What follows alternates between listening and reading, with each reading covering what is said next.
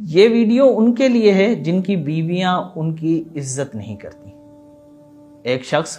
मशहूर बुजुर्ग हज़रत सुफियान बिन उयैना रहमतुल्लाहि ताला अलैह के पास हाजिर हुआ और शिकायत की, हुजूर मेरी बीवी मेरी हर वक्त बेइज्जती करती है, चाहे मैं घर में हूँ या घर में मेहमान आए हुए हों या हम किसी के यहाँ मेहमान हों, वो कोई मौका हाथ से जाने नहीं देती।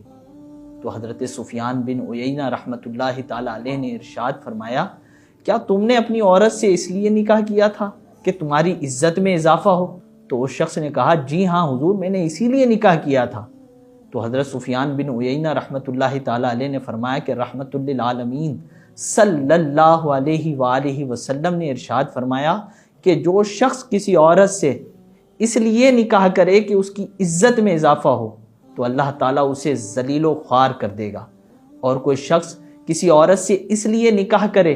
कि वो मालदार हो जाए, उसके माल से इस्तिफादा हासिल करे, तो हुजूर ने फरमाया कि वो शख्स फ़िक्र फाके का यानी कि तंगदस्ती का शिकार हो जाएगा। तीसरी बात हुजूर अलैहिस्सलातु वस्सलाम ने इरशाद फरमाई, हाँ जिस शख्स ने निकाह इसलिए किया कि वो दीनदारी चाहता था कि औरत दीनदार है, अगर किसी ने इसलिए निकाह किया तो अल्लाह ताला दीनदारी के इंतखाब की वजह से उसे मालो दौलत भी अता फरमाएगा और उसकी इज्जत व आबरू में भी इजाफा फरमाएगा। तो हमेशा जब भी बच्चों का रिश्ता करें,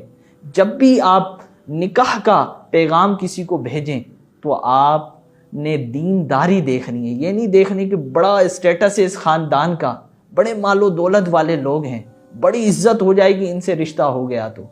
याद रखिए कि इज्जत निकाह से उसी को मिलेगी जो दीनदारी का इंतखाब करेगा, मालदारी भी उसी को मिलेगी जो दीनदारी के इंतखाब को तरजीह देगा, वरना हाथ कुछ नहीं आना, जिल्लत हाथ आएगी, फ़िक्र फाका तंगदस्ती हाथ आएगी।